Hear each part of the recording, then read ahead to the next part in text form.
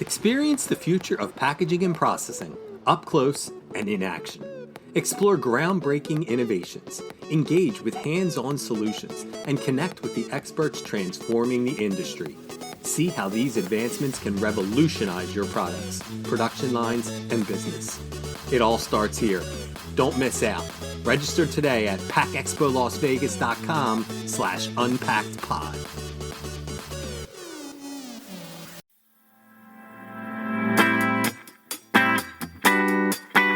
You're listening to Unpacked with PMMI, where we share the latest packaging and processing industry insights, research, and innovations to help you advance your business. Hi, and welcome to Unpacked with PMMI. I'm your host, Sean Riley.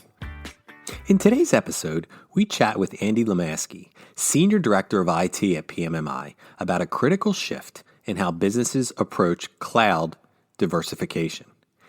Andy explains that instead of relying on a single provider, organizations are turning to multi-cloud solutions to enhance security, flexibility, and resilience.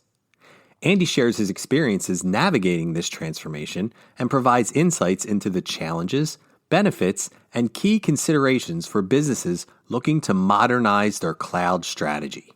Let's have a listen. So with all the fancy introductions out of the way, welcome to the podcast, Andy. Thanks, Sean. Great to be here. The pleasure is all ours. Now, today we're talking about, let me make sure I get this right, because it's hard for me even to say, cloud diversification strategy. So for all of the people like me out there, could you explain what cloud diversification, there we go, means in the context of PMMI's IT strategy? Yeah, absolutely. So in my mind, cloud diversification is about leveraging multiple cloud providers to meet our many diverse needs as organizations. What it means is we're not locked into one provider's ecosystem and one particular way of doing things. Often I'm asked by other IT leaders, are you a Microsoft shop? Are you a Google shop? Right. And this strategy posits that we shouldn't be any one shop, that we should weave together into a fabric the best of all the different approaches and providers and solutions to meet the business's needs. So why did PMMI adopt this approach, and what are the benefits compared to going all in on a traditional cloud strategy? That's a great question, Sean. So one of the biggest benefits that I think of this strategy is risk mitigation.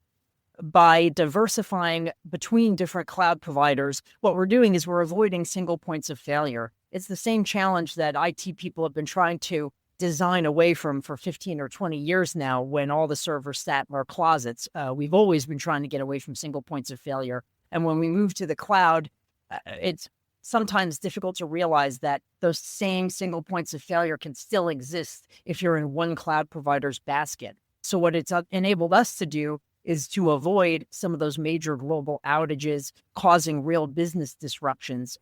It's also allowed us to choose the best-in-class solutions for whatever that specific need is, whether it's email and collaboration, whether it's management or CRM platforms. Instead of getting locked into one cloud provider's way of doing things or one platform's way of doing things, it gives us the flexibility to tailor the solutions that we offer. So that makes complete sense to me, because we've seen some where company A, I'm not going to name anybody, their cloud was corrupted that day or something like that, and it stopped work for thousands of people. Exactly. So with that in mind, how does it work? How does it work in practice, especially when we have these diverse needs at PMMI? Yes, PMMI's implemented this through a process of our own digital transformation when we're looking to replace our legacy technology with new cloud-first solutions. And this happened to us when we were replacing our old network file shares too. We were looking at several different platforms, and we ultimately chose Box.com, even though we were already using the Microsoft 365 cloud, because Box offered us the kind of scalability and flexibility to meet the different needs that we have. For example, our fleets are split between Macs and Windows, and having a platform that could play to both sides of our fleet and our different users' needs enabled us to get better at collaborating and sharing content across our organization and with those that we collaborate with outside too. The same applies when we were evaluating our phone and video conferencing needs. We looked at what the best of breed provider was for each of those different use cases. And that's how we've implemented it. So as we've gone through our journey of moving things out of the proverbial server closet and into the cloud, we've looked at each of those use cases. We talked to the business. We work really hard to understand what their most critical needs are and what it is that we need to, hit the mark with. And then we've gone out and looked at all the different providers that are out there and truly looked at which provider meets the requirements, not which one is already part of the provider ecosystem that we have. And the same is true for the big cloud providers. PMMI leverages all three of the big three, AWS, Microsoft, and Google. We use them for different things, definitely not the same things, right? So if one goes down, Right. You're never going to be able to design away from an outage in that way, right? If one goes down, it's going to be down and it's going to affect a lot more organizations than just us. But what it does is it allows us to leverage each platform's strengths and to give us the ability to innovate as each of these platforms continues to grow and mature and develop new features. Okay, awesome. So you've touched on the benefits of this. Shouldn't this be something that PMMI members, should consider adopting a cloud diversification strategy for their own organizations? Absolutely. I'd encourage every organization, not just our PMMI members, Right. but every organization to take a look at this. And you have to look no further than the most recent Microsoft outage a couple weeks ago, where Outlook, Teams, and SharePoint were all down at the same time. For PMMI, it was a minor disruption where some of our folks had some challenges accessing their email, but we were still able to get work done because we had Zoom to be able to continue to meet and Slack to communicate with each other and Box to be able to send files to each other and work on things collaboratively. So I think that every organization should consider implementing this as both a risk mitigation strategy and also, as I mentioned, an innovation strategy. Okay, so what are some of the barriers to adopting this? What is something that would slow down adopting this strategy, and how can they be overcome? I think a lot of organizations are asking that question, Sean, right? And it comes down to complexity. I think that as IT people, we are generally charged with making technology as least complex as possible. Right. And I think one of the perceived barriers to taking this strategy is that adding multiple cloud providers adds complexity to the ecosystem. And while it may be true that it does add some complexity, the truth is that it ends up saving money and reducing risk in the long run. Putting all your eggs in the Microsoft basket may look good when you're budgeting, but it may not look so good when your organization's down for a day and a half. What is the savings worth when you take that productivity hit? Exactly. Exactly. In the end, I personally think that the training burden that it creates or the additional security concerns of having a multi-cloud approach, that complexity that it creates is far outweighed by the risks that are mitigated and even the cost savings. I happen to think that having multiple cloud providers in the mix ends up keeping provider pricing more honest because you're able to have competition, you're able to negotiate, you're able to play platforms against each other in certain ways. And so in the end, I actually don't think that it materially increases the complexity of the tech landscape at all. Okay. And that kind of leads into the other question I was curious about is what steps can members or anybody take to evaluate, and you just touched on it, and begin implementing a similar cloud diversification approach? It's a great question. I'd actually encourage folks to kind of look at it in a similar way that PMMI did. I think it starts with having an inventory of your current systems, your current applications, and identifying where the pain points are, looking at whether a particular provider may not be meeting a need, it may be ready for replacement, or perhaps maybe where you're overly reliant on one provider. If that's the case, then you can start to go through a systematic approach to plan out then what I would call a digital transformation, right? That systematic process of replacing legacy technology with newer solutions. And of course, as you're going through that, I would encourage organizations to be looking at taking a cloud first and a security by design type of approach when you're looking at these platforms, because that will help to serve building that digital infrastructure of the future in the modern cloud age. Okay. And we're in this modern cloud age, and I know that IT people have to deal with that. I'm glad I don't have to deal with. So how does security fit into PMMI's overall cloud strategy? Yeah, security keeps me up at night, Sean. Yeah. Security is woven into everything that we do from the IT perspective here at PMI. And one of the ways that we've been able to solve for this as it relates back to having this multi-cloud provider strategy is having a cloud identity management layer that governs just about everything that we do. And so what we did was we implemented a provider called OneLogin. It was actually born out of the need to replace the legacy Active Directory way of doing things, especially as our fleet was becoming bigger on the Apple side. So what we did was we implemented OneLogin, and that is our cloud identity management solution. So every employee, every staff person, every contractor has an identity there, and that's how we give access to different applications. Everybody uses OneLogin to get into their Microsoft Cloud, to their email and their OneDrive. They use it to get to Box. They use it to get to Zoom or anywhere else that they are needing to work during the day.